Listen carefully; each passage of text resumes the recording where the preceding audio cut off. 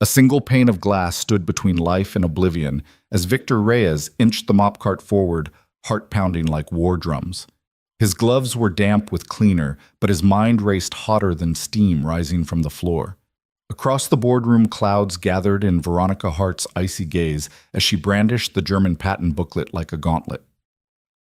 Translate this in the next 5 minutes, and I'll hand you my quarterly salary. Champagne trembled in crystal flutes and executives stifled giggles behind tailored hands. Victor's breath caught the echo of laughter, a guillotine poised above his quiet dignity. He knelt, palms pressed to polished marble, every nerve ablaze. One wrong move, and his secret lay shattered on this stage. Yet something deeper stirred the latent fire of an abandoned scholar, long silent, awakened to seize justice in the hush of corporate arrogance. If you've ever felt underestimated, drop a comment below, sharing your own invisible moment. Don't forget to subscribe and hit the bell so you won't miss the next chapters of Victor's extraordinary journey. Victor Reyes had learned early that the world's finest deceptions often hid in plain sight. By day, he was a janitor at Brightcore Technologies, pushing carts and polishing floors until the high-rise gleamed. By night, he was a ghost drifting through empty hallways, invisible, unheard. But tonight, as the steel hands of the clock in the boardroom inched toward midnight, Victor felt more alive than he had in a decade. It began with an innocuous tip from the receptionist's voicemail. Confidential delivery, German patent docs, boardroom after hours. Normally, Victor would have shrugged and continued his routine, but something about the message's clipped formality caught his ear. He wiped foam from the marble step and peered through the door's sliver of frosted glass. Through the bright fluorescent glare, a single lamp illuminated Veronica Hart's silhouette, high heels clicking on the polished floor. "Gentlemen," her voice rang out like a pistol shot. "I'll pay my salary if someone here can translate this." Laughter rippled across the table, rich as coral wine in crystal stems. He felt the room's arrogance seep through the pane like poison. His gloved hand trembled on the mop handle. A movement behind him, he froze. The chief counsel, Samuel Green, lifted his phone to record Veronica's pronouncement. Victor's heart thundered. If this was published as a joke, his past would be exposed. As a professor of Germanic linguistics once celebrated at the University of Central Texas, he'd enjoyed prestige and respect. Then tragedy hit: Sophia's illness, a broken promise to stay by her side, and he'd traded podium for pale. Now a cruel jest threatened to reduce his buried expertise to office gossip. He inhaled. Cement floors and chemical cleansers filled his nostrils, grounding him. He crept forward, crouching.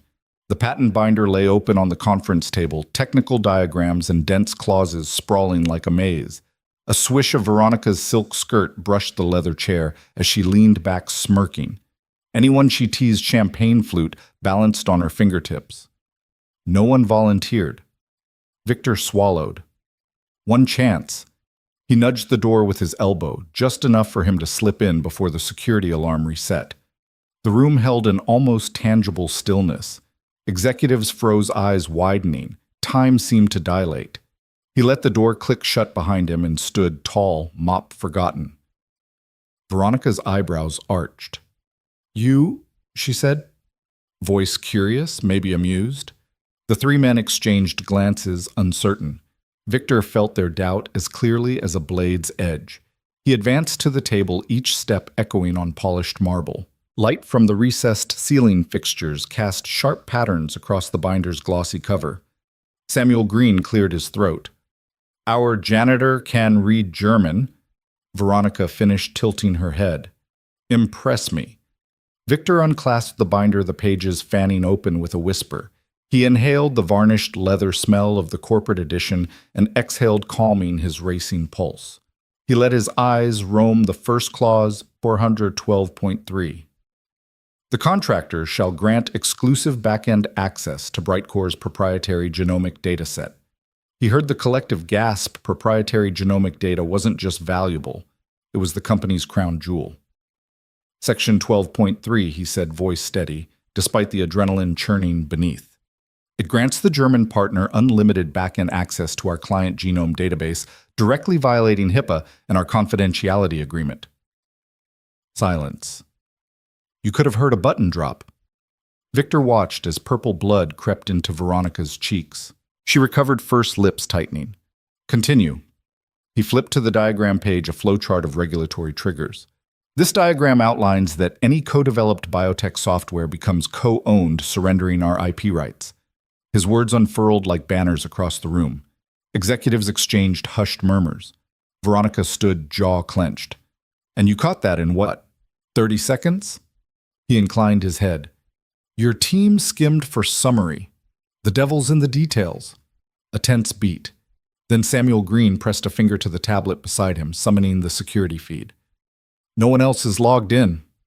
He looked at Victor with new respect and something else, fear. Victor closed the binder and replaced it with silent care. He reached for his mop, hand steady now. The boardroom's sheen no longer intimidated him. It reflected his reclaimed purpose. Veronica stepped forward, her posture no longer mocking but calculating. You saved us hands down, she said quietly. Name your price. Victor paused, mop bristles grazing the marble. Money had never lured him. Recognition never mattered. He looked at Veronica, eyes tracing the high ceiling. No salary check, he replied. I want my translation submitted anonymously. Then I go back to cleaning. She studied him, dark eyes flickering. Anonymity. Why? He pointed to the spectrum of suits around him. Because truth shouldn't depend on titles. Because everyone here assumes a janitor can't outthink a legal team. Let them learn otherwise on their own. A low murmur spread. Veronica folded her arms. Your wish granted, but you'll need a safe channel to deliver the full translation. Victor nodded. I'll drop it in legal's confidential box at dawn. She inclined her head. Dawn it is.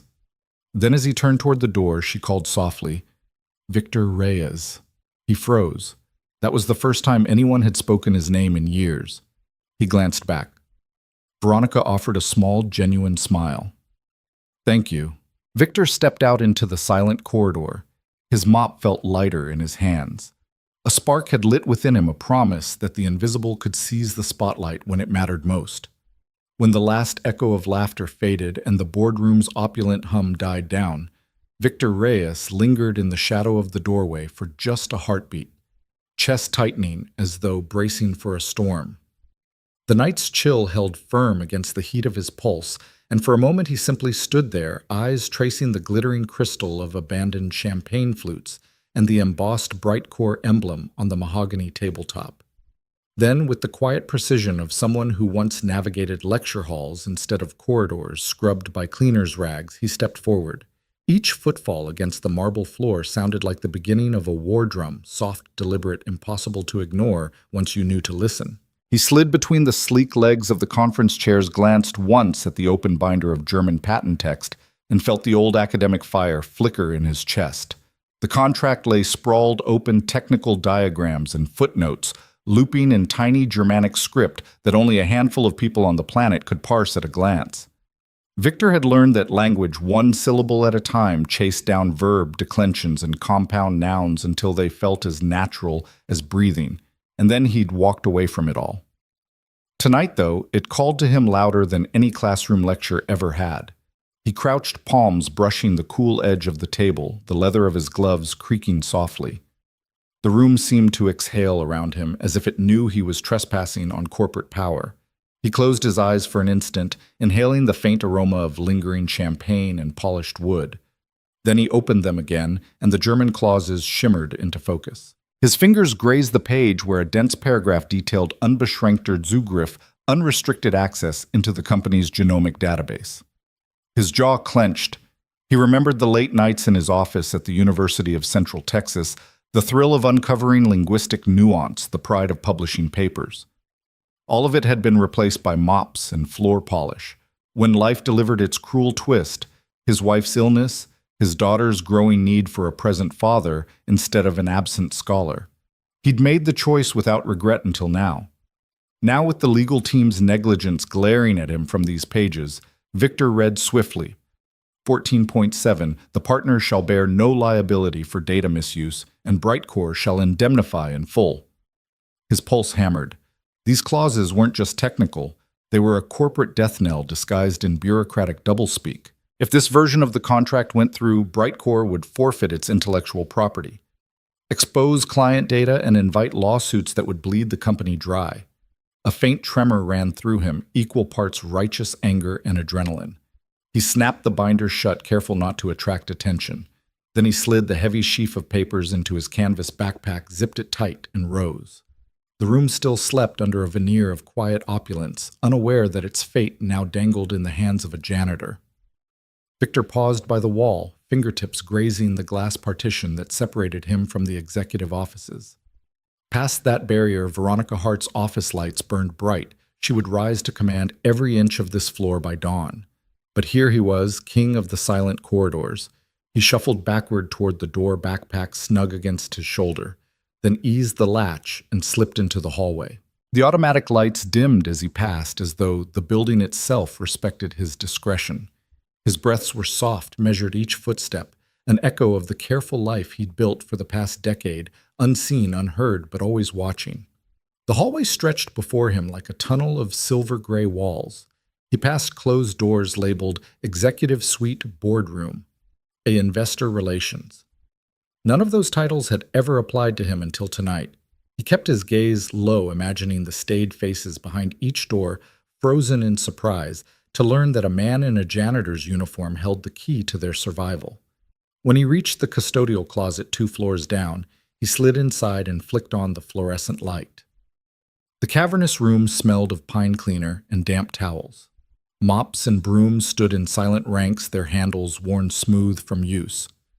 He set his backpack on a low shelf, unzipped it, and gently lifted out the contract. The sheer weight of it, thick and authoritative, made his hands ache, but he welcomed the reminder of his old strength. He cleared a shelf of empty paper boxes and laid the pages out, their white edges stark against the beige metal. Victor leaned over, eyes scanning diagrams of genetic sequences and obscure references to EU data security regulations. His academic instincts kicked in, mind whirring through syntax and semantics. He traced a clause on grant of intellectual property rights, nodded, when he recognized the subtle redaction that legal editors had employed to disguise the surrender of patents. His heart sink in his gut was equal measure relief that he understood this labyrinth terror at the stakes. He peeled back his leather-bound lexicon journal from his backpack, notes on German compound verbs, scribbles on compliance terminology in French and English. By the locker's hum, he cross-referenced his entries, muttering under his breath, unübertragbar, non-transferable. They can't give that away, period. His thumb traced the margin beside the translated note. Major violation, expose this. A droplet of condensation formed on the window high above, tracking a silver line down the pane. Victor frowned. The rest of the world would sleep right through that drop. He would remember every detail. Outside somewhere, the city's distant heartbeat pulsed against glass. He pictured his daughter Elena curled under a purple blanket in their small Southgate Heights apartment, crayons scattered on the table, waiting for her bedtime story. He clenched his jaw and turned back to the contract. She would never know about this, not yet. He needed to unmask these clauses first. He reached into his pocket for his phone, thumb hovering over the recorder app. No, if anyone found this, it had to look clean, official, untraceable. So he resisted. Instead, he methodically prepared handwritten notes, page numbers, clause references, concise English summaries. He dated them, initialed discreetly, and slipped them into the binder alongside the translated pages. When he was done, each section of the contract bore his cold, precise commentary enough to alert any lawyer to the traps he'd uncovered. Victor paused, back straight, breathing even. In that lull, he felt the old academic exhilaration, the pure, unadulterated joy of revelation. The same joy that had once earned him tenure-track offers and glowing student evaluations. But that life had ended in a hospital room the day he chose to become invisible so someone else could shine. Tonight, for the first time in years, he wasn't hiding. He was reclaiming the power he thought lost. Outside the closet, the corridor lights flicked as a security guard passed by. Victor held his breath until the guard's footsteps receded. He zipped the binder shut, shouldered his pack, and exited into the quiet hall. The cool air felt like baptism, washing the intensity from his skin. He navigated the echoing corridors until he stood before the elevator doors leading down to the lobby. The call button gleamed under the fluorescent halo. He pressed it and waited back, pressed against the opposite wall, heart slowing. The doors parted with a hushed breath. Victor stepped in palms damp against his backpack straps. The car descended smoothly, its mirrored walls reflecting his uniformed image. Back at him, mop bucket wheels parked beside the mirror utility belt clipped at his waist. He looked unfamiliar, yet oddly whole. He pressed the lobby button and exhaled. When he emerged into the marble-floored entrance, the security desk glowed in the dim glow of the overnight lamps. No one bothered to look up. Victor moved past the reception pods and down the tiled hallway toward the confidential document drop, a brass box slot marked Legal Confidential. It stood under a single spotlight, ominous and inviting. His fingertips brushed the slot's cool metal as he slipped the sealed envelope inside. Inside lay his translation, his annotations, and a one-page executive summary that spelled out the dangers in black and white. He didn't leave a name. He didn't need to. The pages would speak for themselves. With the envelope gone, the echo of its fall lingered in his ears. He straightened and turned away, footsteps silent but purposeful, as he retraced his route back to the custodial corridors. Behind him, the lobby emptied into silence, and the guarded secrets of the night settled into the ticking pause before dawn. Victor Reyes, scholar, janitor, invisible sentinel, slipped into the shadows once more, the weight of unseen truths pressing gently against his heart. Under the harsh glare of the locker room fluorescence, Victor Reyes laid the contract pages out across the metal bench, like pieces of a fractured map, each sheet trembling slightly under his gloved fingers. The air smelled sharply of pine cleaner and damp uniforms, a scent he'd come to associate with this makeshift study hall. He leaned forward so that the lines of German patent text filled his vision, each word a potential landmine. Outside, the echo of distant cleaning carts hummed through the ventilation ducts, but in here there was only Victor's quiet intake of breath and the soft rustle of paper. His eyes flicked to the first page, a preamble promising strategic collaboration and mutual development.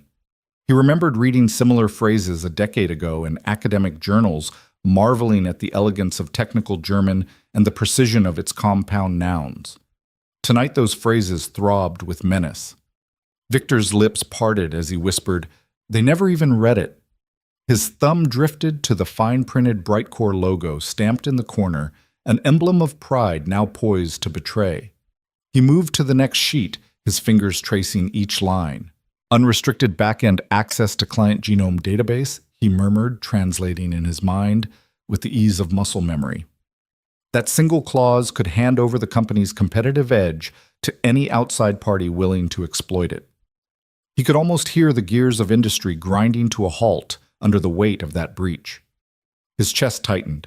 A janitor's uniform felt suddenly ill-fitting. Beneath it, the scholar he once was writhed to break free. Victor pushed the papers aside and reached into his backpack for his cracked leather journal, the one filled with margin notes on verb declensions and EU compliance. The notebook's pages were worn thin from repeated consultation, each dog-eared corner a testament to nights spent poring over language theories. He flipped past grammar tables to a page of hastily scrawled German to English translations. Haftungsausschluss. Disclaimer of liability. Geistiges Eigentum, intellectual property. He cross-referenced the contract's clause numbers with his notebook entries, jotting a quick English summary in precise block letters beside each dangerous provision.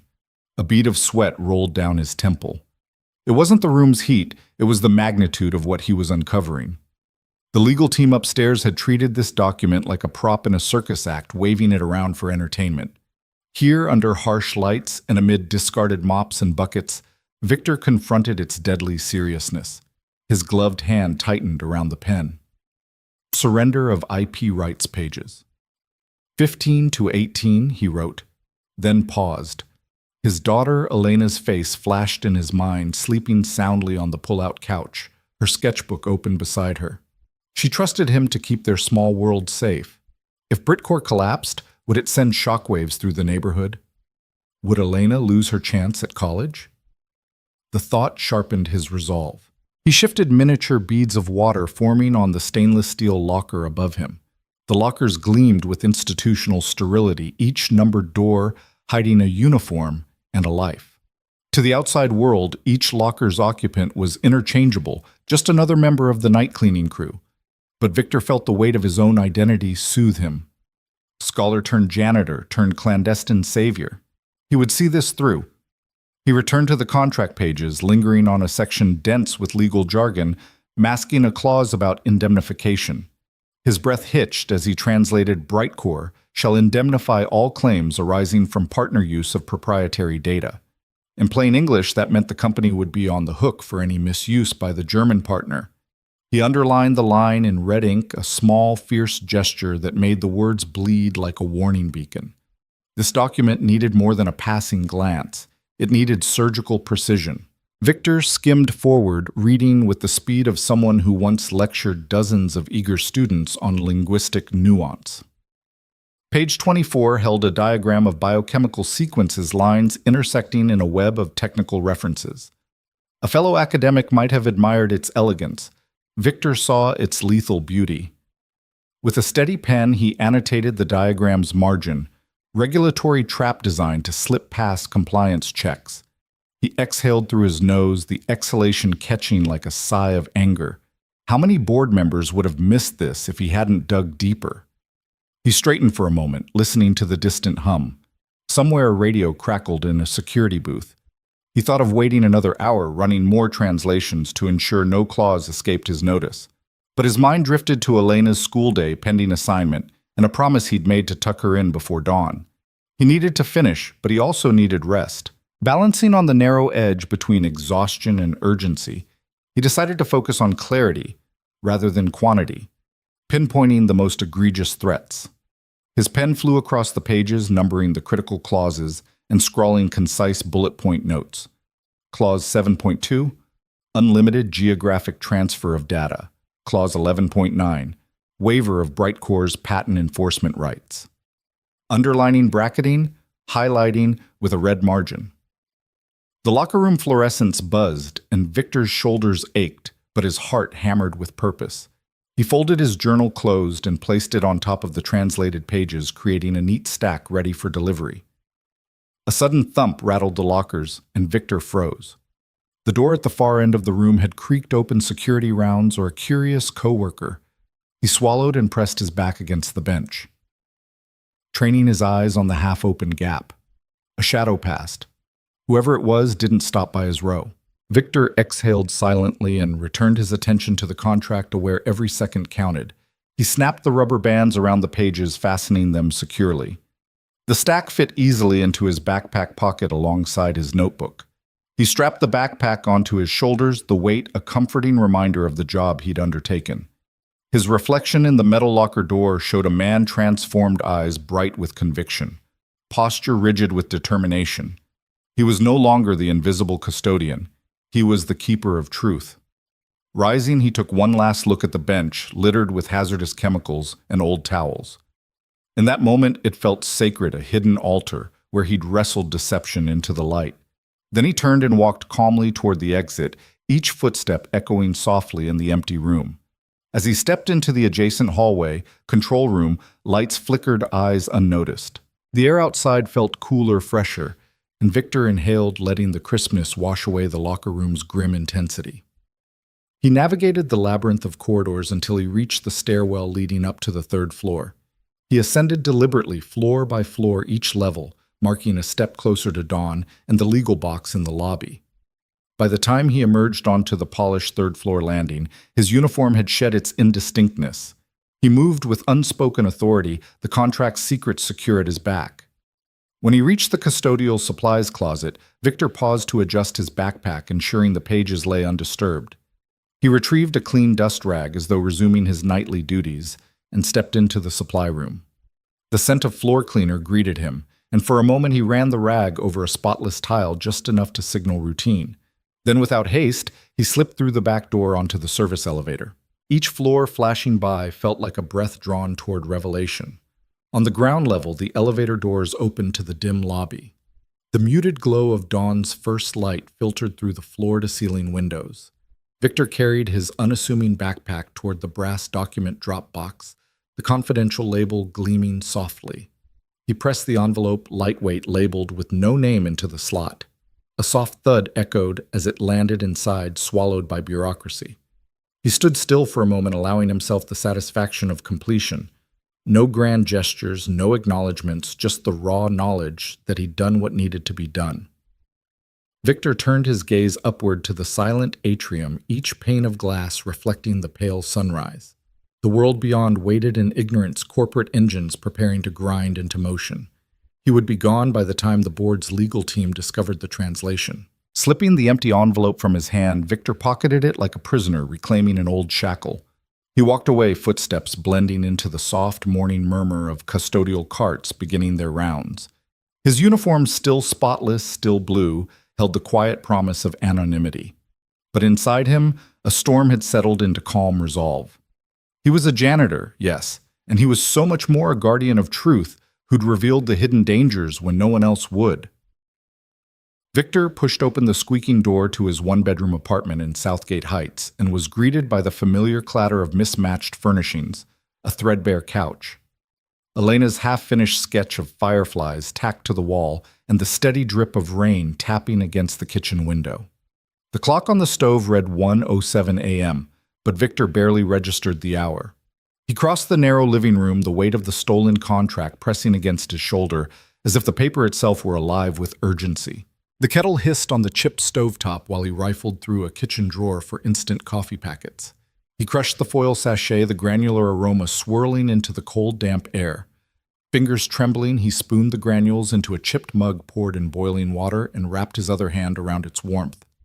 The heat seeped through his glove, kindling a flicker of comfort in his bones. Outside, the rain-intensified beads of water racing each other down the glass, erasing the world beyond into shimmering gray. Victor unlatched the battered laptop on the small kitchen table, a relic he'd rescued from an office sale years ago. Its keys bore the faded imprints of past users' letters, worn nearly smooth. He flicked it open, braced on a stack of old textbooks, and watched the screen's glow pierce the room's dimness. As the operating system wheezed to life, he reached for his leather-bound lexicon journal on the corner shelf. The notebook's spine cracked sweetly, pages fanning out to reveal entries in 3 languages. Concise German definitions penned in the margins, French compliance notes, and English annotations on biotech terminology. His mug rattled softly as he placed it beside the laptop, then opened the backpack of secrets, so named for the way it carried responsibilities he'd never advertised. Inside lay the thick stack of patent pages he'd retrieved earlier, now folded neatly into sections. He extracted the first segment, a bundle of 15 pages held together by a yellowed paperclip, and laid them out beside his journal. The rain's rhythmic patter became the night's metronome, urging him onward. Victor cleared his throat and tapped a key to open a blank document. Translation and risk summary. He typed the title stark against the empty white. Then he glanced at the contract's opening clause, for 3.1 licensing terms for gene sequencing algorithms. His eyes narrowed. He remembered the hushed excitement in his old lab when that very algorithm had first been uttered. Now it risked exploitation by an unvetted partner. He sipped the coffee, its bitterness a familiar anchor, and began to translate. German words glided into English sentences under his fingers. He moved swiftly, but not hurriedly, because precision was his ally. The first paragraph slipped by.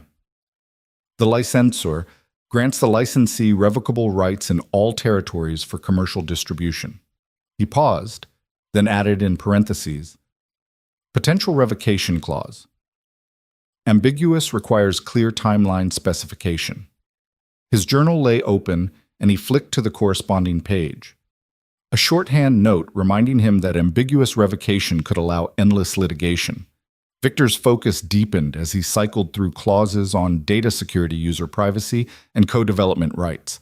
Some passages were straightforward, others twisted in legalese so dense they grated at his mind like rusty nails. He fished out his pencil and underlined key German compounds.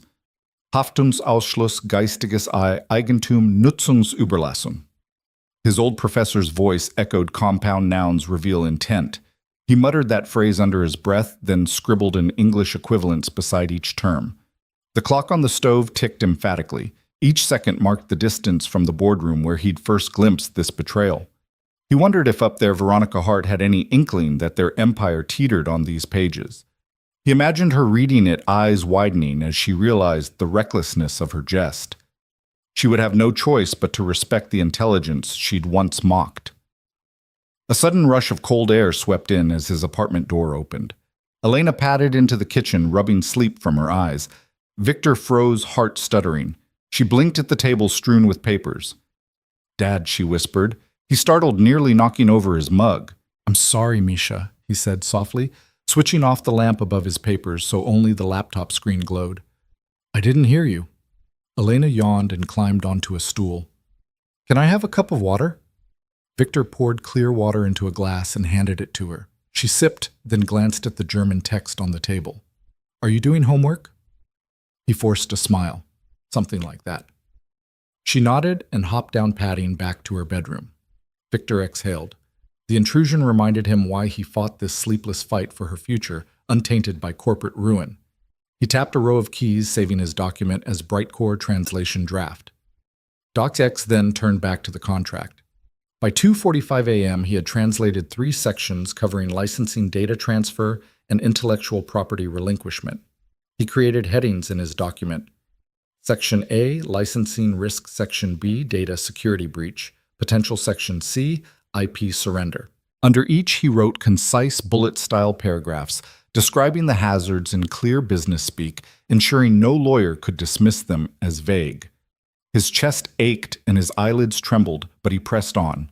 The coffee had long since cooled, and the rain had turned into a drumming downpour. He welcomed the storm's noise. It masked the whir of his CPU and the scribble of his pencil. In that cocoon of white noise, he felt the old exhilaration of discovery, returning a sense that language was more than words, it was power. By 3:30 a.m., the final pages lay sprawled in front of him. He scanned his journal, 7 pages of handwritten notes, 6 pages of German text with English translation beside each line, and a 600-word summary for executives. Victor inhaled deeply, then began the final phase, synthesizing everything into a 1-page executive summary. He opened a new document, typed executive summary, confidential, and condensed the most critical points. Unlimited back-end access, indemnity waivers, IP rights surrender, and evasive revocation terms. His summary was spare, each sentence crisp. Clause 7.4 grants. Partner unrestricted genomic database access. Clause 11.2 waives all Brightcore liability. Clause 15.3 cedes patent ownership without compensation. He proofread the summary twice, eyes skimming so fast they burned. Satisfied, he saved it as exec/summary brightcore.pdf and closed his laptop with a snap. The screen's glow vanished, leaving only the lamp's faint halo over his scattered notes. He leaned back, feeling the tension flood out of his shoulders. He had transformed the dense madness of patent jargon into a clean, undeniable warning. As he packed his papers, journal, translation summaries into a manila envelope, the reality of his dual life settled in by day, a janitor pushing carts and mopping floors. By night, a translator wielding truth like a scalpel. He sealed the envelope and slid it into his backpack alongside the laptop. The storm had quieted to a soft drum, and Victor alone bore its witness. He turned off the small lamp, leaving only a dim hallway glow spilling through the curtain. For a moment, he simply stood in the darkness, breathing in the aftertaste of coffee and rain. Then he padded to Elena's door and cracked it open. She lay curled under her blanket, the early light of dawn already brushing the walls. He leaned over and kissed her forehead. "I'll be back soon," he whispered. She mumbled in her sleep, then settled deeper into her pillow. Victor closed the door gently and slipped on his coat. The morning chill greeted him as he stepped into the corridor. He slung the backpack over his shoulder, its contents heavy with consequence and hope. Tonight's transformation had equipped him with the weapons of precision and knowledge, tools to challenge corporate arrogance and shield those who depended on him. He paused at the stairwell, fingers brushing the railing as light edged into the sky beyond the window. The world was waking, but for Victor Reyes, the night's work had just reached its climax. With quiet determination, he descended toward the lobby where the legal department's confidential box awaited. The rain had ceased, leaving a gentle hush in its wake. And as he locked eyes on the stairwell's final step, Victor felt something profound. A man reborn in purpose, ready to deliver the silent verdict that would speak louder than any boardroom joke. Victor Reyes stepped off the service elevator into the lobby just as the first pale fingers of dawn crept across the marble floor. He paused in the soft glow, the brass of the legal department confidential slot gleaming like an ancient vault door. The building still groaned under the hush of early morning. The night guards had finished their rounds and the reception area lay empty except for the rhythmic hum of fluorescent lights and the faint scent of lemon-scented cleaner.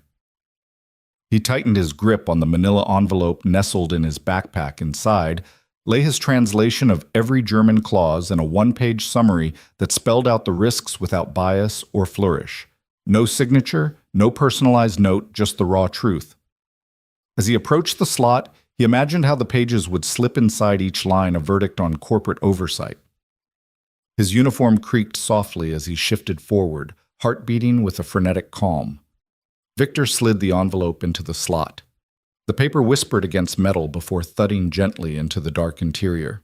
He pressed his palm flat against the polished wood panel beside the brass box, closing his eyes for a heartbeat, while the office building slept.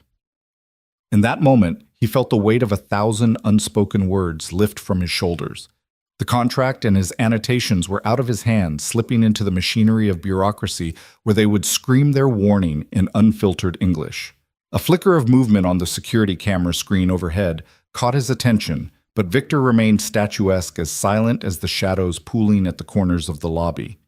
Soon Veronica Hart would arrive, heels clicking across these very tiles, oblivious to the reckoning she'd dared with her offhand challenge.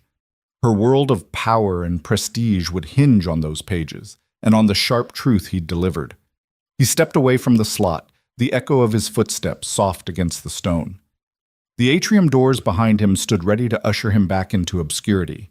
He didn't linger to watch the envelope vanish into the maze of legal channels. Instead, he moved toward the employee entrance, the early light winking through tinted glass, painting his uniform in shades of gray and blue. Outside, the city stirred under a blanket of mist. Streetlights still burned in the empty streets, their halos melting into the damp air. Victor inhaled, tasting the promise of rain and possibility. His boots clicked on the pavement as he walked the few blocks home, each step a meditation on hidden courage. He passed a row of shuttered cafes and dim hotel windows where cleaning staff unloaded carts. None of them knew that history was being rewritten by a fellow janitor just a block away. By the time he reached Southgate Heights, the sun had broken the horizon, turning low brick buildings to gold. Victor paused at the corner bodega to pick up a loaf of bread and a carton of milk for Elena's breakfast, greeting the grocer with a tired nod. The grocer was busy stacking produce, oblivious to the high-stakes drama that had already unfolded in the gleaming tower downtown. Victor felt a secret smile play on his lips. Life continued in its ordinary rhythm, even as the balance of power began to shift. He walked the last 2 blocks home, his backpack still carrying the hidden proof of corporate vulnerability. The rhythm of city life enveloped him. Buses rumbled past, early commuters hurried by, and the distant wail of sirens underscored the world's pulse. Yet beneath the surface, Victor's heart drummed a different tempo, the quiet beat of someone who no longer considered himself invisible. Inside the apartment, the air was warm, with the scent of last night's dinner and the lingering notes of Elena's watercolor paints. Sunlight streamed through the thin curtains, illuminating the small sketches taped to the wall. Victor set down the groceries and hung his backpack by the door. He poured 2 cups of black coffee, one for him, one for his daughter, and placed them on the chipped kitchen table. Elena stumbled in, hair-tousled eyes blinking against the brightness.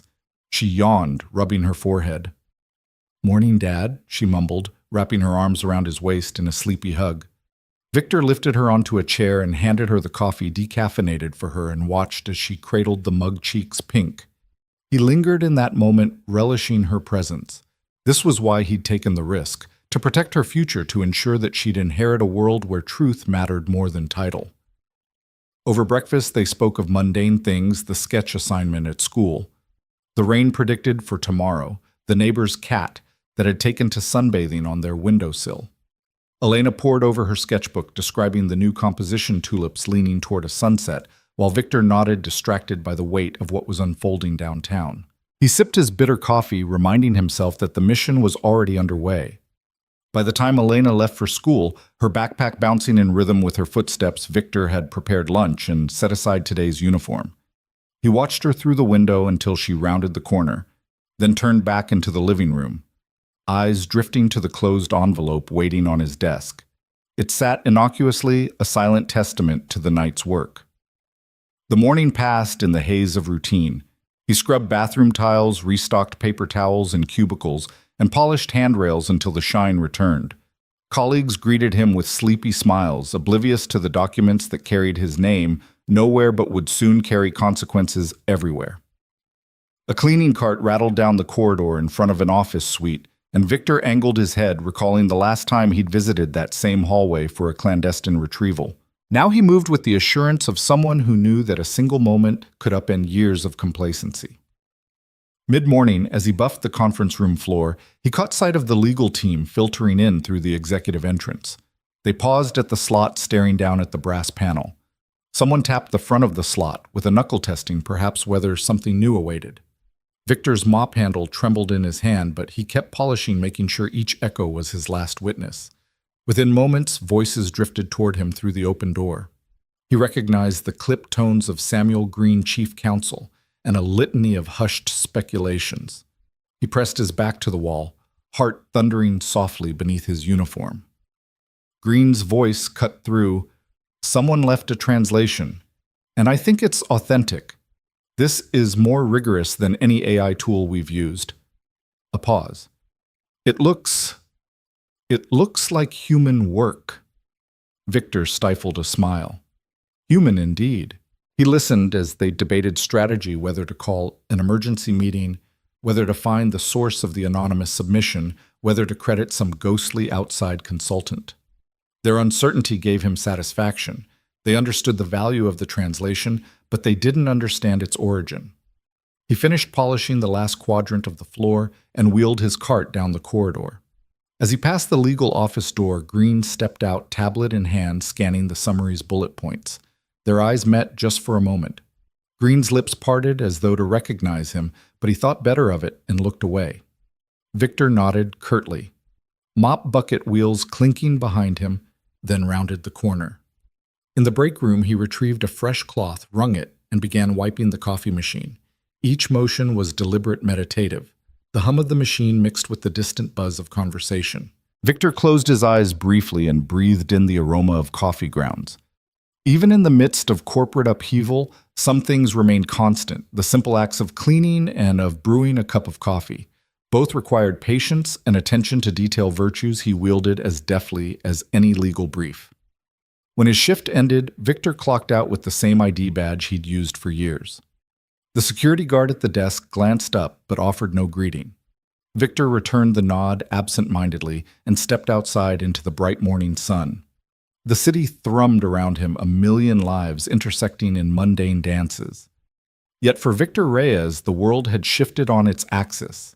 The envelope he'd dropped into that brass slot had begun to unravel a system built on assumptions. Assumptions that he, a humble janitor, could not only read German patent text, but could also wield it to protect an entire company. He walked away from the building without looking back, the reflective glass facade catching his uniformed reflection one last time. He merged with the flow of commuters, as anonymous as ever, yet carrying within him the knowledge that he'd done something extraordinary. And though he would remain unseen in the quiet margins of his trade, Victor Reyes knew that the truth once unleashed would speak louder than any name. Victor Reyes adjusted the straps of Elena's backpack as they stepped off the curb into the morning bustle. The sun had just cleared the rooftops, casting a pale gold across wet pavement. It had rained the night before, tiny puddles clung to the sidewalk like glass marbles, and the clean scent of ozone lingered in the air.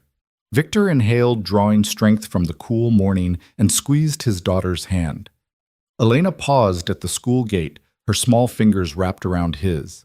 She glanced up at a cluster of classmates chatting by the entrance, their voices rippling like water over stones. Victor noticed a boy in a navy blazer lean in and whisper something to his friend. The friend laughed, the high-pitched sound carrying across the yard. Victor stiffened. He'd walked this route dozens of times.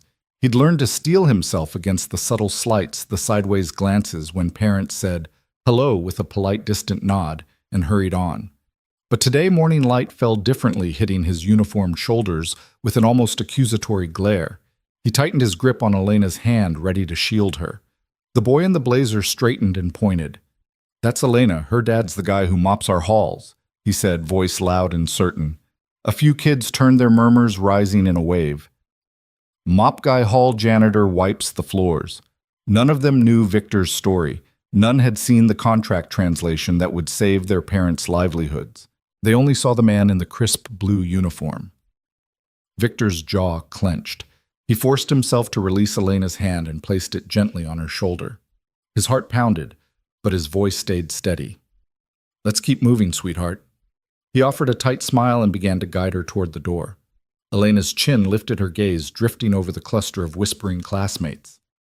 For a moment, Victor feared she might cry or shrink back. Instead, she squared her small shoulders and turned to the boy in the blazer.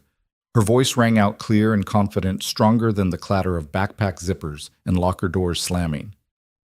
"My dad speaks 5 languages," she said, eyes level with his. The boy blinked, caught off guard. The other children fell silent, curiosity replacing mockery. Victor felt his breath catch, pride swelling in his chest like warm light. Elena stepped past the boy, meeting Victor halfway, and offered him her hand again. He took it, thumb brushing the back of her knuckles, and together they walked into the school. Inside, the hall smelled of polished linoleum and elbow grease. The morning bell chimed faintly in the distance. Victor released Elena's hand and knelt so her eyes were level with his. "I'm proud of you," he said softly, voice thick with emotion. Elena smiled, a small, shy curve of her lips, then scurried down the corridor toward her classroom. Victor watched her go, backpack bouncing, long brown hair swaying. He turned for the exit, shoulders lighter than they'd been all day. Outside again, the sun had climbed higher, warming the damp pavement.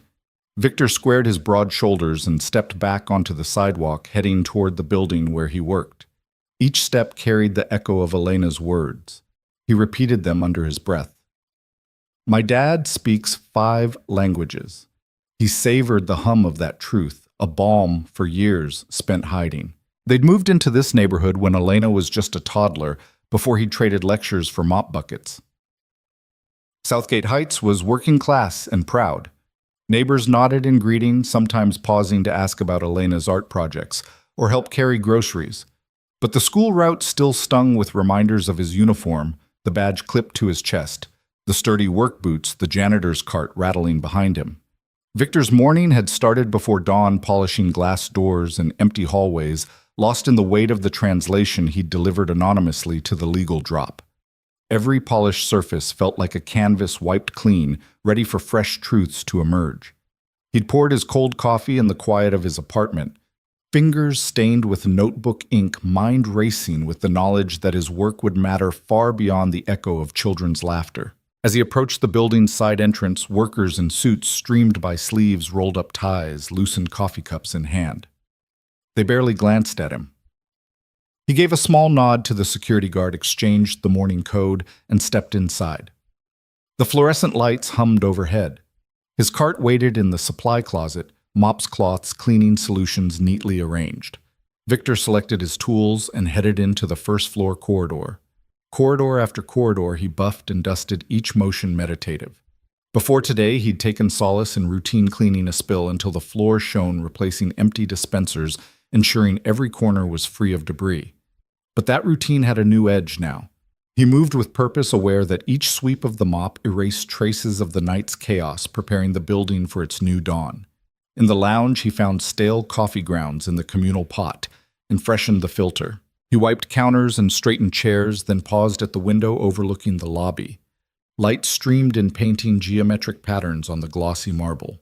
His reflection stared back, Janitor Reyes, unassuming sentinel of polished floors and silent wars. His thoughts drifted back to Elena's words. 5 languages. It had been a fact he'd tucked away, a souvenir from happier days, lecturing at the university.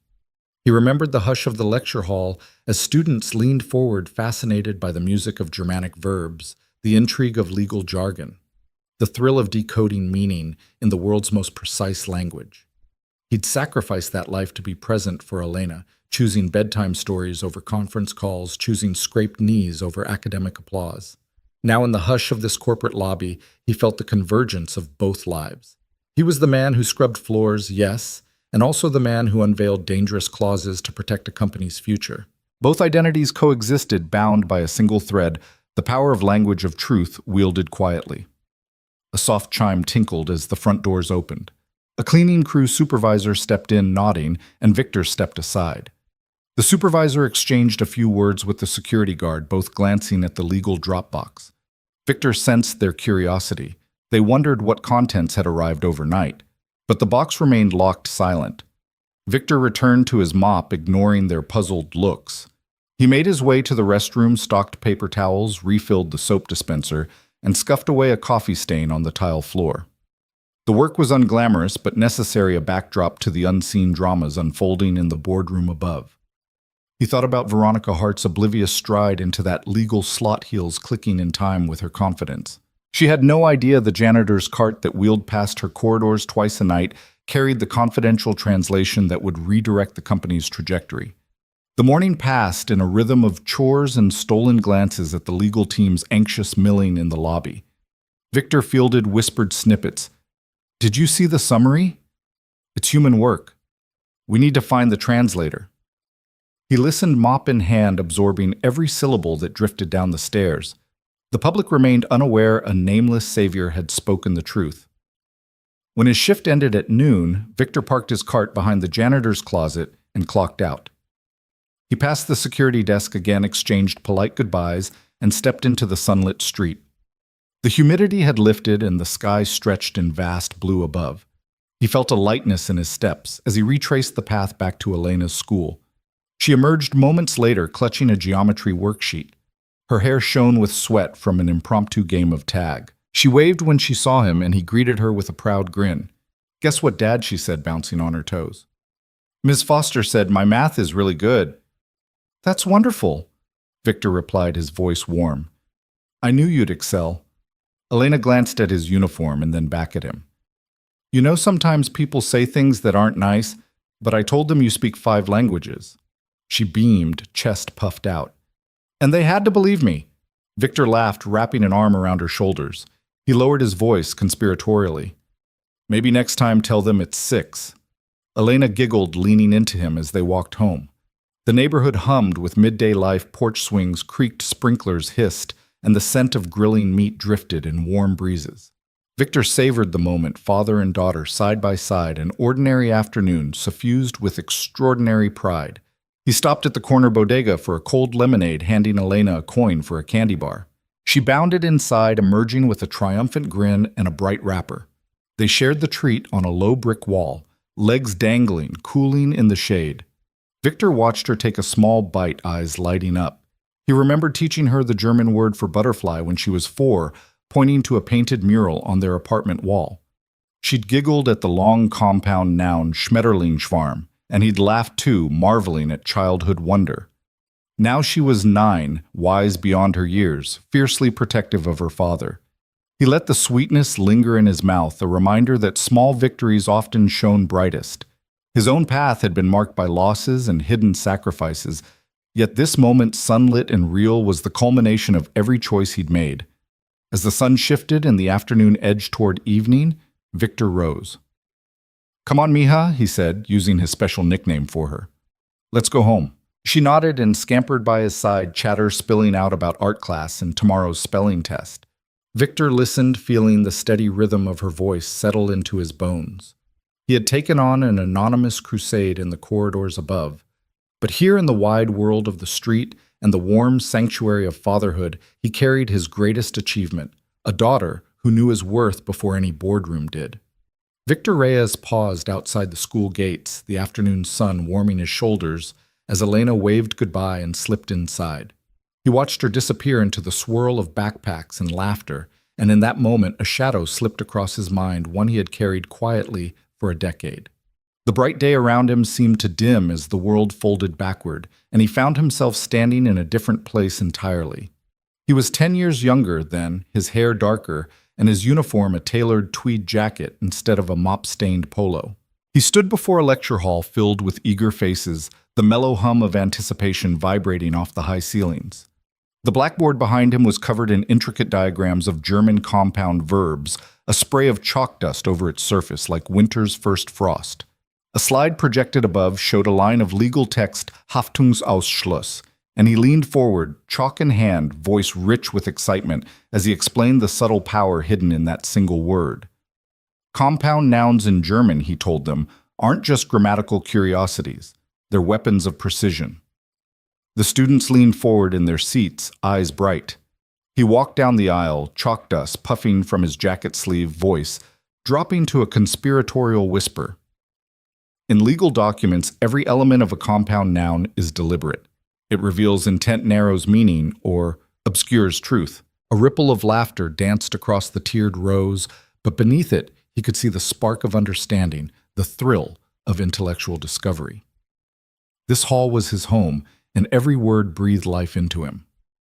That evening, celebration lingered in the campus bar where colleagues raised glasses to his soon-to-be-published paper, Semantic Precision in Germanic Patent Law. It was the culmination of years spent chasing footnotes through archives in Berlin and Vienna. He'd teased at breakthroughs in cross-linguistic compliance tips for drafting airtight contracts that even AI might miss. They toasted to his tenure-track appointment to a bright career ahead. His wife Sophia laughed beside him, her auburn hair gleaming under the amber lights, a sketchbook balanced on her knee as she doodled caricatures of professors with oversized spectacles. Elena wasn't born yet, but they imagined her a redhead like her mother, full of curiosity. The next morning, he woke to the phone ringing before sunrise. The voice on the other end was clinical. Mrs. Reyes's test results show a glioblastoma grade 4. We need to start treatment immediately.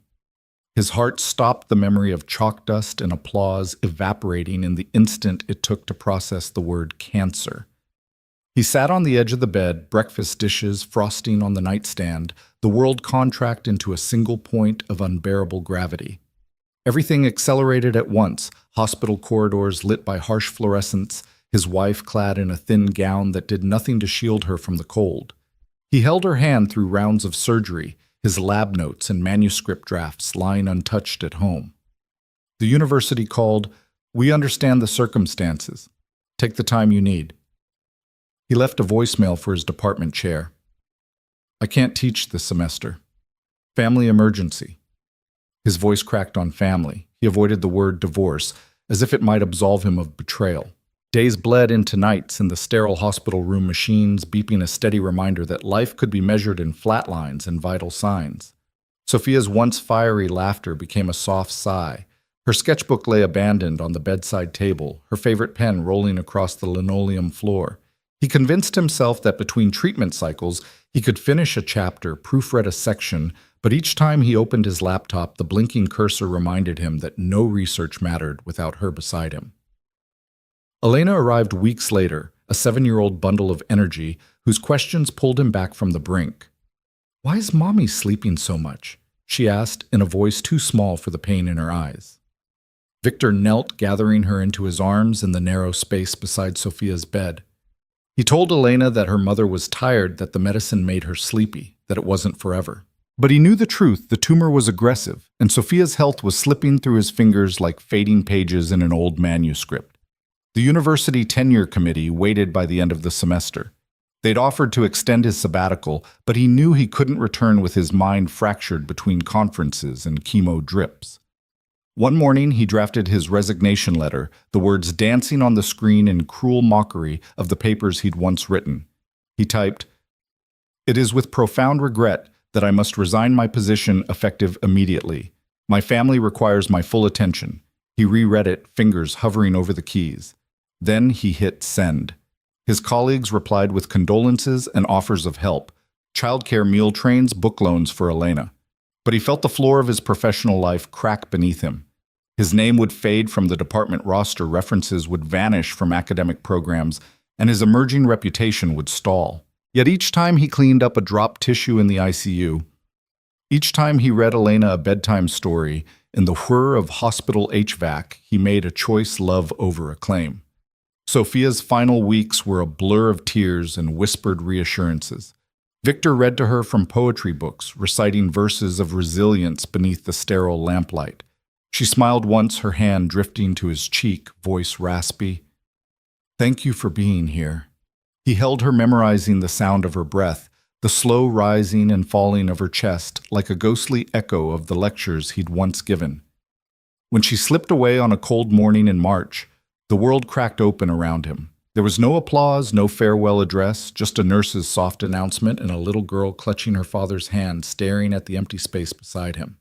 After the funeral, Victor packed up his office, a rainbow of grammar text, annotated journals, framed photographs of Sophia's watercolor dreams. He left behind the lectern and the chalk, the podium, and the podium lights. Elena held a stuffed owl gifted by faculty as a token of hope, and he promised her a new beginning even as he wondered what began when the foundations of his life collapsed. They moved to Southgate Heights, a neighborhood where apartment blocks loomed modestly, and neighbors nodded in quiet solidarity. Victor found work as a janitor at Brightcore, drawn by the consistent hours and the thought that his daughter needed stability more than scholarly prestige. Each dawn he pushed his cart down fluorescent corridors, the scent of floor wax mingling with the echo of his footsteps. In those muted hours he found solace in simple tasks, wiping a smudge from a glass pane, lining up chairs in conference rooms, sweeping away the day's detritus. Every scrub and polish was a tribute to the order he craved in a world turned upside down. But inside the linguist he once was dreamed in fragments, visions of compound verbs unfolding across lecture slides, the hum of discussion in academic conferences, the thrill of a paper well received. At night, after Elena drifted to sleep, he would retrieve his leather lexicon journal from its hiding place and study it by lamplight fingertips, tracing the margins with a reverence that bordered on ritual. He whispered German phrases under his breath, practicing declensions he feared he might forget. It was both comfort and pain, a reminder of the man he had been and the man he had become. On rainy nights, the drops tapping on the window pane matched the rhythm of his heart, a steady beat of memory and loss. He would stand in the half-darkness of their living room, gazing at a faded photograph of Sophia's bright smile, a wedding portrait framed in their first home. Elena would wander in sleep in her eyes and ask in a soft voice, "Do you miss her?" Victor would crouch, hold her close, and say simply, "Always." Then he would tuck her back under the blankets and watch her chest rise and fall until sleep returned. And so the years passed, quiet mornings of cleaning, afternoons of fatherhood nights, of silent remembrance. He never spoke of his tenure or his unfinished paper. The academic world carried on without him. But inside each polished corridor he walked, he carried the weight of that past life. It resonated beneath his uniform, a hidden chord that lent power to his precision. Now standing outside Elena's school, the shadow of that loss folded back into the present. He exhaled a breath he hadn't realized he was holding. The bright day resumed its color, and he felt the old ache soften just enough to make room for something else, pride in a daughter who knew his worth and the quiet certainty that every sacrifice had led him here. He straightened his shoulders, brushed rain-slicked hair from his brow, and stepped forward carrying the memory of loss as both burden and gift. Proof that he had loved fully, lived bravely, and emerged still standing ready for whatever came next. When the morning sun filtered through the tinted windows of Brightcore's 42nd floor, Veronica Hart was already pacing outside the executive boardroom. Her heels clicked against the polished marble in a staccato rhythm that echoed of impatience and beneath it, worry. She glanced down at her tablet. The screen dark now, but in minutes it would light up with the document that had arrived overnight, a human translation of the notorious German patent contract complete with meticulously annotated risks. She'd committed to anonymity but couldn't resist a peek before summoning her legal chief, Derek Lang. Inside the empty boardroom, the long walnut table gleamed beneath a row of recessed lights. Veronica flipped open her tablet, tapping the PDF icon. The first page of Victor Reyes' translation appeared clean. Typography, clear headings, and in the margins her own firm's logo stamped beneath stark red highlights. She inhaled sharply at the phrase unrestricted back-end access to client genome database, the very clause she'd joked about weeks ago. It sat there in plain English, a time bomb poised to detonate lawsuits and regulatory fines. When Derek Lang arrived, he found her standing at the head of the table, eyes fixed on the tablet. He brushed past two junior attorneys lingering near the door, their faces flushed and expectant. "Morning," he began, but his tone faltered when he saw the document glowing in Veronica's hands. "I didn't think anyone in this building knew German well enough to do this," Veronica said, voice low and incredulous. She handed him the tablet. Derek scrolled through the pages with careful reverence until he reached her favorite trap, Clause 12. 11 waives all indemnity protections and requires Brightcore to defend our partner in any data breach action. He looked up, jaw slack. This would have bankrupted us. Veronica ran a finger along the line. They never even noticed it. Not a single one of our legal team flagged this. Her eyes narrowed. Yet someone rendered a flawless translation and risk summary. It reads like the work of a senior partner at an international compliance firm. Derek tapped his pen against his notepad. I ran it through 3 AI tools overnight. None caught the co-ownership clause on page 17 or the IP surrender on page 19. And the annotations are too precise for machine learning. It's surgical. He exhaled, eyes glancing at the door. We have to find out who did this. Veronica shook her head. Anonymous was the point. We asked for a prank and we got truth. She slid the tablet into a leather portfolio. Call an emergency meeting at 10. We'll brief the board on the contract's dangers, then discuss how to respond and how to track down our ghost translator. Downstairs in the janitor's lounge, Victor Reyes refilled his thermos with black coffee. He'd just finished his rounds and clocked his second job call center shift. His uniform smelled of floor polish and fatigue, but his mind still buzzed with last night's work. He stopped mid-pour when he heard soft murmurs drifting from the corridor. Snippets of gossip about the anonymous translation. He leaned against the stainless steel counter, listening. They say it came in before dawn. Some say it's an external consultant with a security clearance. Honestly, it's better than anything we've ever seen in-house. Victor closed his eyes, tasting the irony. They praised a work he'd labored over in locker room fluorescence, oblivious to the man in the mop-scented uniform. He squeezed the thermos cap tight, chest swelling with the knowledge that his translation had stunned the ivory towers. Then he slipped the thermos into his backpack and finished his shift. Meanwhile, the emergency meeting convened in the same boardroom just vacated. The chairs filled with board members CFO Gordon Hale, head of science Dr. Priya Kapoor, and several senior VPs who seldom left their offices before noon. Veronica stood at the head, arms crossed, as Derek summarized the morning's discovery. Good morning, everyone, Veronica began, voice crisp. What you see here is a human translation of our German patent contract delivered anonymously this morning. It highlights multiple high-risk clauses that, if executed, would compromise our proprietary genome database, surrender intellectual property rights, and potentially expose us to unlimited liability. This was overlooked by our entire team. She paused. Thanks to this translation, we've averted a catastrophic deal. Gasps rippled around the table. Eyes widened, hands flew to the table's edge. Gordon Hale tapped his fingers anxiously. Had that clause slipped through, we'd be bleeding money on lawsuits and possibly forced to hand over our biotech algorithms free of charge. His voice rose.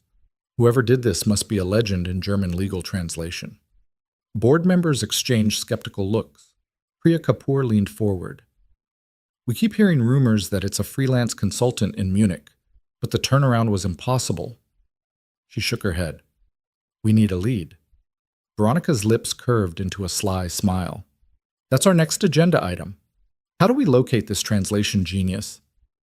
But first, let's focus on damage control. Derek, please outline our communication plan.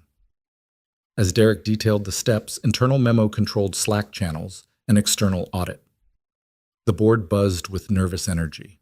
They debated whether to announce the near miss publicly, how to reassure shareholders, and whether to tighten document handling protocols. Veronica listened, absorbing each concern, but her mind darted elsewhere. She found herself wondering about the translator's identity and why they chose anonymity. Was it caution, modesty, or something deeper? The meeting adjourned with action items and promises of secrecy. Board members drifted out, chattering about crisis management and PR spin. Veronica lingered, watching the polished shoes of the departing suits, imagining an invisible hand guiding the building's fate. She felt a strange kinship with that anonymous force, someone sharp enough to dig beneath corporate surfaces and bring truth to light. Back in the supply closet, Victor Reyes practiced unlocking the door code for the evening shift. He slid the magnet keycard through his uniform pocket, hearing the lock click. He stepped inside to grab fresh rags. The room smelled of cleaner, of rubber gloves and faded mop heads. He caught sight of himself in the metal supply cabinet, dark hair damp at the collar, uniform crisp but unremarkable. He closed his eyes, picturing the boardroom earlier that morning. Veronica Hart's gasp, Derek Lang's disbelief, the board's stunned faces. They talked of a phantom consultant, not realizing the savior they praised, moved through these halls twice a night, silent and unassuming. He let out a soft chuckle that rattled the empty closet. A coworker's voice came down the hallway. Victor extinguished the thought, sliding the cloth into his belt and stepping back toward the corridor. Floor 17, he reminded himself, a cleaning detail that would take him past boardroom A and into the heart of the building where secrets slept behind locked doors. Further down, he paused at the restroom entrance, noticing a cluster of legal staff huddled in the hallway. Their conversation spilled out in rapid-fire whispers. I heard they're tracing IP logs, checking email metadata. If it's someone internal, they could be risking termination. Whoever it is must have credentials we don't even know exist. Victor felt a pang of sympathy. These were good people working overtime to protect the company he'd sworn to save. He wanted to warn them that the guardian they sought stood right before them, brushing countertops, wiping mirrors, pushing a cart laden with cleaning supplies. But he held his silence. They needed to believe in their own vulnerabilities before they learned of his intervention. He resumed scrubbing the men's room tile, the brush's bristles carving clean arcs into the grout. The repetitive motion cleared his head. He thought of Elena home now, sketching late into the afternoon. He imagined her proud smile and recalled how she'd told her classmates her dad spoke 5 languages. She'd believed in him before the board did, and that belief had given him the courage to act. By midday, the corridors whispered of acronyms and possible candidates. A former in-house consultant, a newly hired paralegal fluent in German, even rumors of an escaped AI experiment. Veronica's office door remained shut, a guarded fortress behind which she processed the enormity of the morning's revelation. But Victor wandered these halls with open access, the night's translation still fresh in his backpack, a secret oath bound to every step he took. As he wheeled his cart down the marbled corridor, he passed a reception desk where the night security guard dozed, donning ear protection and half a meal. Victor offered a polite nod, and the guard blinked awake, returning the greeting before drifting back to his coffee. The guard had no way of knowing this mopping janitor had delivered a lifeline to their corporate world. Later, as the afternoon waned, Victor slipped into the janitor's lounge for a quick break. He closed the door gently, the hinges whispering in protest. The room was half-lit fluorescent bulbs flickering overhead. He collapsed into a metal chair, pulling the thermos from his backpack. The coffee was stale but warm, a reminder of the night's quiet vigil. He took a long sip, feeling the caffeine stitched together his scattered thoughts. He thought of Veronica's gasp of the bored shock, and a smile tugged at the corner of his lips. They believed the translation was the work of an unknown titan, yet here he sat in threadbare uniform and scuffed shoes. He felt the weight of his secret lean into his bones like an old friend comforting in its familiarity. A muffled click sounded as someone tried the lounge door. Victor snapped upright, dropping the thermos behind the counter. He slung the backpack onto his lap, ready to vanish into the shadows. But it was only the day shift supervisor, clipboard in hand, hunting for a fresh mop head. "Evening, Victor," she said, voice loud in the small room. "Ready for the 6th floor spill?" He nodded, tucking the backpack under the table. Always. As he followed her into the corridor, he felt the familiar rhythm of his true calling resume, cleaning up messes, wiping away stains, making order out of chaos. But now his purpose was more profound. He was the keeper of hidden truths, a guardian who knew that real power often lay in quiet acts of revelation. And as he pushed his cart toward the next task, he carried with him the secret of the morning's shock, the knowledge that sometimes the smallest figures wield the greatest strength.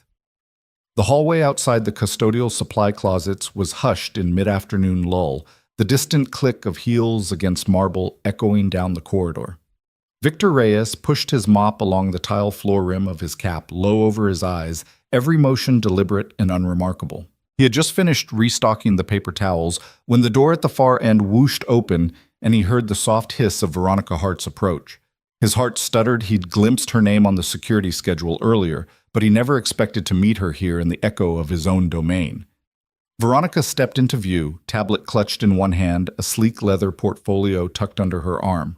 Her expression was a mix of determination and something softer, maybe curiosity. She waited until he set the mop aside, bristles splayed across a puddle of floor cleaner, then closed the closet door behind him with a gentle click that sounded louder than thunder in Victor's ears. "Mr. Reyes," she said, voice low but urgent. He straightened gloved hands, gripping the mop handle. "May I have a word?" He glanced up at her, his uniform's company patch, the mop jar at his heels, then back at the rows of brooms and cleaning supplies lining the closet walls. He nodded once. "Of course, Ms. Hart." Veronica stepped closer, lowering her voice as though the janitorial supplies themselves might overhear. "I know you translated the contract," she said, eyes steady on his. "And I know you dropped it in the legal slot anonymously." Victor's throat tightened. Despite the scrub-bright walls, the supply closet felt suffocating. He cleared his voice. "I'm not sure what you mean." She lifted the portfolio, brushing aside the leather to reveal the tablet. The document on its screen glowed under the fluorescent bulb, his translation, every margin note, every underlined risk clause. She flicked through the pages, with forefinger precise and cool. "Who are you?" Veronica asked, her gaze returning to his face.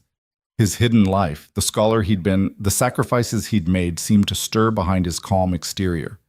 Victor inhaled slowly, mentally tracing the path that had led him here, retrieving the contract, the late-night translation, the anonymous drop. "I'm just the person who saw it," he said, and felt compelled to act. Veronica's brow creased. She closed the tablet with a soft tap. "And you did this knowing the risks you could lose your job, your reputation." Her tone was neither accusatory nor admiring. It was measured, curious. She stepped closer until the space between them narrowed. Why? Victor set his mop against the closet wall and ran a hand through his hair. He thought of Elena curled asleep on the couch, her trust in him absolute. He thought of the years he'd spent scrubbing floors to keep the world clean of what others overlooked. He squared his shoulders. Because no one else would, he said quietly. Because people needed protection from a deal they didn't understand. "I did it for the company, but more than that for the people who depend on it, employees, clients, families." He met her gaze. "I asked for nothing in return." Veronica studied him, the linen of her suit contrasting with the blue fabric of his uniform. His eyes, dark and steady, held the legacy of a life she'd never known. Professor turned janitor, husband, turned widower, father, protecting his daughter's future. She felt the spark of the man he once was, buried beneath 11 years of invisibility. She reached out, hesitated, then tucked the tablet away. "I underestimated you," she admitted. Voice hushed. "I thought this was the work of some outside consultancy, someone with resources I could track." She shook her head as though chastising herself. "Instead, it was you." Victor let his mop slip from his grasp and leaned back against the supply shelf, boots scuffed but steady. "You challenged the building to translate a contract for entertainment," he said, a trace of wry humor in his tone. "I took that challenge seriously." A silence settled between them, soft as the hum of the building's HVAC. Veronica's eyes flicked to the row of cleaning products, industrial-strength degreaser disinfectant sprays. Cloth rags dyed faintly with bleach. She realized this small room was his world where he found order in chaos. She touched the edge of a folded rag on the shelf, fingers brushing its frayed threads. "You risked everything," she said after a moment. "You could have been fired for accessing confidential documents, for unauthorized translation." Her voice cracked with genuine concern. "Do you understand that?" Victor nodded.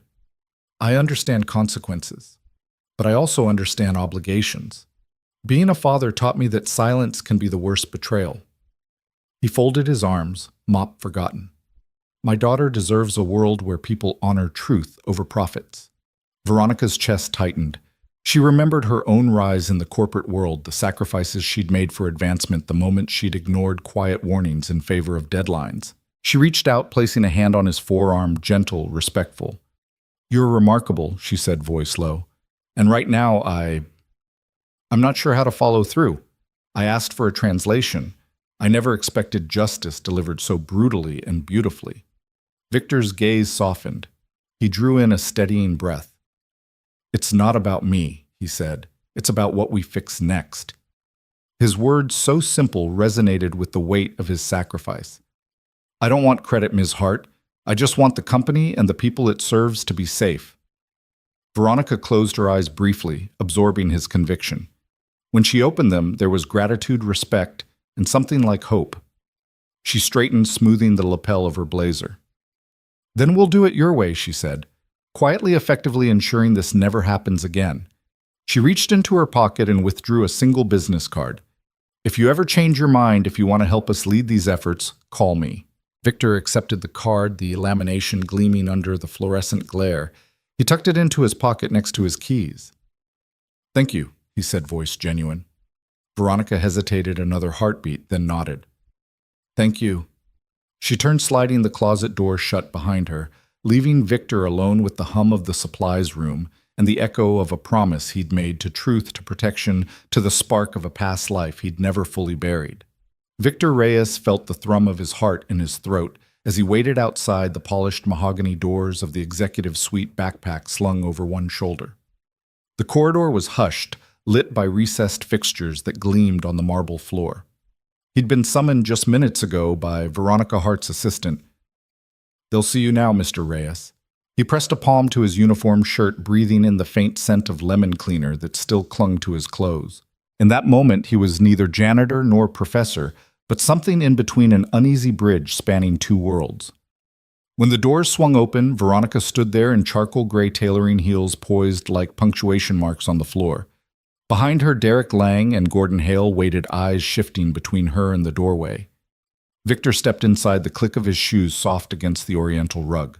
The suite smelled of leather-bound files and expensive coffee, and sunlight spilled through floor-to-ceiling windows into a panorama of the waking city. Veronica offered him a seat at the head of the table, gesturing to a high-backed leather chair usually reserved for visiting board members. He slid in, shoulders straight, and set his backpack gently on the floor beside him. On the table lay his translation binder, still fresh with his handwriting, and a printout of metadata logs Derek had printed for him. The swirl of morning light made the polished oak shine like gold. "Thank you for coming," Veronica said, voice softer than he'd ever heard it. "We've gone over your translation, and it's extraordinary." She inclined her head toward Derek, who cleared his throat. "Mr. Reyes, if it's all right with you, we'd like you to walk us through the document, and then we have a proposal." Victor opened the binder. Each page was crisp margins, annotated with red and black ink headings, underlined for clarity. He thought of the long night spent translating under the humming fluorescence of his cramped apartment, of Elena asleep on the couch, and the silent promise he'd made to protect her future. He looked up at the executives. "We'll start with the access clause on page 4, he said. He guided them through the clauses one by one: unrestricted back-end access, in Section 3, indemnity waivers, in Section 7, and the IP surrender tucked away in Section 12. He spoke with the calm precision of a seasoned lecturer, his voice resonant in the quiet room. When he reached the metadata logs, he laid a printout on the table. These records show the document was last edited from a terminal assigned to Eric Shaw's credentials at 2:14 a.m. The internal IP address matches his home network. It's clear someone inside tried to sneak this version through. Derek Lang's jaw tightened. Gordon Hale leaned forward, lips pursed. Veronica's gaze never wavered. She watched him unearth the corporate betrayal like a man unearthing a buried artifact. Victor felt the weight of their stares, not pity, but recognition. He'd laid bare the truth, and now the company stood at a crossroads of accountability. When he finished, the room pulsed with a low hum of stunned respect. Derek cleared his throat, glancing at Veronica. "This is beyond what we expected," he said. "Your translation didn't just catch us up, it built a case we didn't know we had." Veronica's hand moved to a folder at her elbow. She opened it and slid another document toward him. An offer letter printed on thick, cream-colored stock. Victor's breath caught. He picked up the paper, reading the lines carefully. The role was titled Director of Linguistic Risk and Compliance. It came with a competitive salary benefits and a stipulation that he would report directly to Veronica. No uniforms, no janitorial duties, just a seat at this very table, access to legal resources, and the authority to review every international contract before executive sign-off. He looked up, chest tight. He tasted the acrid tang of disbelief. Veronica leaned forward, eyes earnest.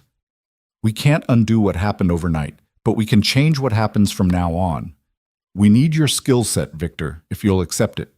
Victor closed his eyes for a moment, mind racing back to the lecture hall he'd left behind, to the hospital corridors where he'd held Sophia's hand, to the endless nights of cleaning floors to pay the bills. He thought of Elena waiting at home, her simple faith in his worth, and knew he owed her more than the quiet anonymity he'd clung to for so long. He looked up and found Veronica's gaze unwavering. "Ms. Hart," he said, voice steady, "I accept provided I can continue to work for the people who need protection, whether they wear suits or uniforms." She smiled, a genuine warmth that softened her usual precision. Derek and Gordon exchanged nods, and Veronica extended her hand across the table. Victor stood and shook it, a firm grasp that sealed not just a contract, but a promise of mutual respect. The sunlight caught the welt on her palm as she returned the shake. That afternoon, Victor walked the short block to his apartment, the world brighter than it had been in years. His uniform hung neatly in the closet. Tonight he'd hang a crisp new blazer in its place. The envelope containing his offer letter rested in his breast pocket, its presence a pinprick of joy against his chest. Inside, Elena sat at the small kitchen table, a watercolor spread before her like a miniature stage. She dipped her brush into cerulean paint, humming softly. When she saw him, her brush froze mid-stroke. She set it down and pushed back her chair, eyes shining. "Dad," she exclaimed. She rose and threw her arms around him, careful not to smudge his pants.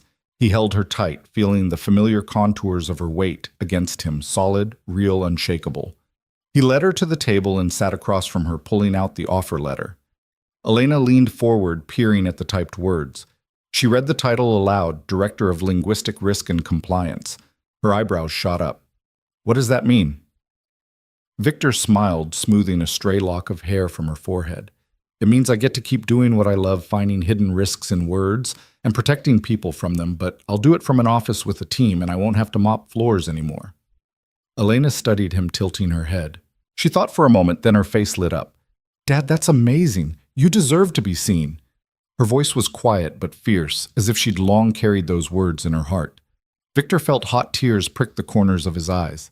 He reached across the table and took her hand. "Thank you, Mija," he whispered, using his special nickname for her. "I couldn't have done any of this without you." She squeezed his fingers, and for a moment they sat there, father and daughter, the soft afternoon light wrapping around them like a promise. Outside, the city hummed with possibility. Victor Reyes, once invisible, was finally stepping into the light he'd earned and sharing it with the daughter who had shown him the way. Victor Reyes stood beside the long folding table in the community center's multi-purpose room, watching the morning light filter through high windows and dust motes drift over his daughter's painting. Elena's wildflowers gleamed in vivid watercolors, bright orange poppies, deep purple lupines, and a single pale blue forget-me-not peeking from the corner. The banner above them read, "What Lies Beneath." And the contest theme felt custom-made for their story. A scattering of art supplies lay on the table, watercolor pans, brushes worn smooth at the handles, a stack of heavy watercolor paper, and Victor's own leather notebook, its pages yellowed with ink and memories. He reached out and ran his finger over the edge of one page. Earlier that week, he'd tapped out the first line of his short piece, "Silence carries secrets deeper than any stone garden. Truth blooms only when someone dares to pull the weeds." He closed his eyes for a moment, recalling nights bent over that notebook, words flowing slowly at first, then tumbling out as if propelled by an urgent wind. Elena glanced up from her brush. "Dad, look," she said, voice light with pride. She'd just finished shading the petals on one poppy so that each curve caught the light like stained glass. Victor leaned closer. "It's gorgeous," he said. "You've captured the fire in their hearts." His daughter beamed, looping a stray lock of hair behind her ear. She dipped her brush in a pale wash of green and added delicate stems. Victor picked up his pen and notebook and scrawled the next line. He watched the world rush past polished floors, unaware that the man who mopped held its fragile truth in calloused hands. He paused, lifted his head, and met Elena's eyes. "How are your stems looking?" he asked, turning back to her painting. Elena smiled, a subtle tilt of her chin that matched his own teaching style. Firm, she said, but not too stiff. Flowers have to sway, or they'd never survive the storm. Victor chuckled. She always had a way with metaphor, her opinions bright as her art. He closed his notebook and set it beside the pans of paint. Then they'll stand strong. He reached for a brush and lightly sketched a stanza beneath her flowers on a separate sheet, hinting at the roots hidden under the soil. For 2 days, they'd worked side by side mornings in the tiny dining nook of their apartment, afternoons at the dining table, repurposed as a studio. Elena hummed show tunes as she painted. Victor read aloud his draft, listening for places where the rhythm faltered. Sometimes he paused, sliding his glasses up the bridge of his nose, then would scratch a new turn of phrase. A whisper of ink can topple empires if only someone reads it. Elena would nod sagely, offering suggestions. Bring it closer to home, she'd say. Make us feel the footsteps in the halls. Now at the community center, they were the last to arrive for setup. Rows of folding chairs faced a makeshift stage, and nearby tables displayed dozens of canvases and stories. Families milled about, sniffing glue sticks and chatting about their entries. Victor spotted the art teacher from Elena's school, checking lighting on a series of clay sculptures. She waved him over. He nodded politely and returned to their table. The contest coordinator, a woman wearing a t-shirt splashed with paint, approached. "Good luck, you two," she said warmly. "Your entry has everyone curious." She tapped her clipboard. "The judges will start at 10. Enjoy the cupcakes and the coffee's fresh." She hurried off, leaving Victor with a plate of miniature vanilla cupcakes and a steaming urn of coffee.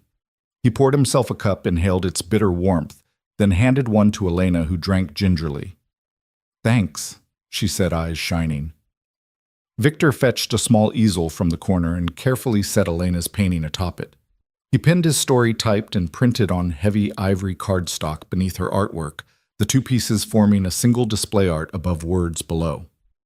The title, "What Lies Beneath," curled across both in bold script. He stepped back, smoothing his shirt, and admired how the flowers seemed to grow directly from the lines beneath them. At 10, the judges began their rounds. A trio of local artists and writers, clipboard in hand, paraded from table to table, pausing briefly to read, observe, and jot notes. When they reached Victor and Elena's stand, their leader, a gray-haired novelist with bright eyes, nodded approvingly. He read Victor's opening line aloud in a stage whisper, then studied the flowers. "Lovely synergy," he murmured to his colleagues, and scribbled something on his clipboard. Victor and Elena exchanged excited glances. Nearby other entrants watched too, some with polite smiles, others with expressions of envy. It was the first time Victor felt the quiet power of his words come alive beyond the binding of his notebook. He realized he wasn't just a janitor. He wasn't just the man who watched and listened. He was a storyteller whose voice could stand beside his daughter's art and hold its own. While the judges moved on, families drifted closer, murmuring compliments. A young girl pointed at the poppies and said, "I love how they glow." Elena grinned and explained how poppies signified memory and healing, and how she wanted her painting to whisper hope under calm petals. Victor felt warmth in his chest as people listened. He added, "And the story beneath reminds us that true beauty often hides in plain sight." By noon, the winners were announced in the packed hall. First prize went to a collaboration between a local sculptor and a poet. Second prize to a teenage photographer and her sister's accompanying haiku. Victor's display was called for third place. The applause was gentle but genuine. Elena jumped up and down while Victor offered his hand in triumphant support. They stepped forward to accept a small ribbon cerulean blue for third place and a certificate praising their evocative unity of art and prose. After the ceremony, they returned to their table and carefully packed their pieces. The ribbon fluttered from Victor's notebook strap. Children clustered around asking how they came up with the idea. Victor knelt to their level and said simply, "Flowers and words both come from deep places. We just had to give them space to speak." Elena nodded, brushing a smudge of blue from her cheek, and we listened. As they walked home, contest ribbon pinned to his jacket lapel, Victor thought of the lecture halls of his past, of the nights spent scrubbing floors in search of solace, and of the long road that led him to stand here beside his daughter. The world had scoffed at his uniform, had whispered that a janitor could never be a scholar, could never shape words that mattered. Yet here on a community stage, his story had stood tall. Elena skipped ahead, humming a melody from her art class. Victor pulled his notebook from his pocket thumb, catching on the ribbon, and read the inscription at the top of their certificate for revealing the hidden blossoms of courage. He tucked the paper into his notebook, then slipped it back beside the pens and folded brushes. That night, in the quiet of their apartment, Victor placed the certificate and ribbon on the bookshelf beside his daughter's sketchbooks and his old lexicon journal. He looked at Elena's watercolor taped above the wildflowers glowing in the lamp's soft light. She climbed onto his lap, curling against his chest, and he felt the fullness of his reclaimed voice, proof that truth and beauty, when shared, could transform even the most mundane of lives.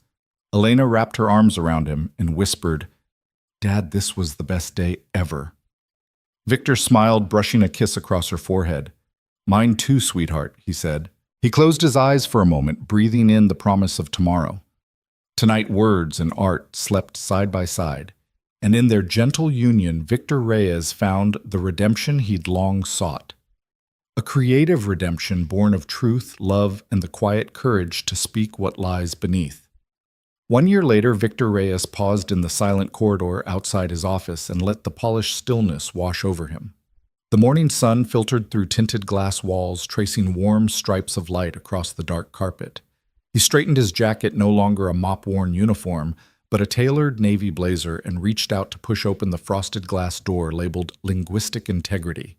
A half smile curved his lips as the door clicked shut behind him, sealing him in the quiet sanctuary he'd earned. Inside the room smelled faintly of aged paper and fresh coffee. His desk, once a janitor's supply table in the break room, had evolved into a sleek workspace complete with dual monitors, reference texts on international data law, and a neat stack of contract drafts awaiting his review. Victor took his usual seat behind the desk, the leather chair conforming to his shoulders. He glanced down at the top drawer where his dusty nameplate lay nestled beside a framed photo of Elena painting poppies. He slid it into view, Dr. Victor Reyes, Director of Global Compliance. He ran a fingertip across the engraved letters and let out a quiet breath. The weight of the title felt both foreign and familiar, an echo of the life he once left behind, but in a role transformed by his own quiet courage. That morning, his inbox held 2 urgent requests, a biotech partnership contract in German and a cross-border data sharing agreement in Japanese. He clicked open the first file, tracing his eyes over the initial clauses. Years ago, unrestricted back-end access sneered at him from those lines. Now he spotted a subtle amendment that would have slipped past all but the most trained eye. He underlined it in red, adding his concise margin note, "Require geographic limitation. Retain IP rights exclusively." He saved the change and transitioned to the next document. As he worked, memories drifted through the polished stillness. He remembered slipping the anonymous translation into the legal slot, feeling the thud of paper as though it were a lifeline thrown to a floundering ship. He recalled Veronica Hart cornering him in the supply closet, her eyes wide with the realization that the janitor had rescued her empire. He remembered standing in this very hallway 1 year ago, uniform still pressed from the night shift, heart-pounding as he walked toward these doors for the first time. And he remembered Elena's whisper, "Dad, you deserve to be seen." He paused in his editing, saving his work, and leaned back. A soft knock on the door frame drew his attention.